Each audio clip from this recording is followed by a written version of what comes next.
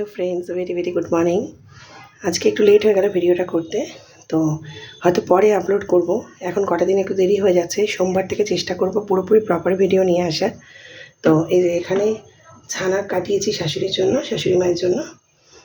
আর এটা আমার ব্রেকফাস্ট, হাজব্যান্ডকে ব্রেকফাস্ট করে দিয়েছি পরোটা আলু ভাজা।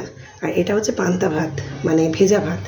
এটা আমার খুব প্রিয়, পেঁয়াজ ডিম ভাজা আলু ভাজা। আমি এটা খেয়ে অফিস যাব আর ভাতটা নিয়ে যাব।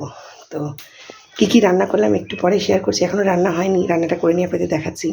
তো সঙ্গে থাকবেন। Again very very good morning. কেমন আছেন আপনারা? আশা করি ভালো আছেন, আমরাও ভালো আছি। এই যে এখানে শাশুড়ি মায়ের জন্য ডিম সেদ্ধ করে রেখেছি।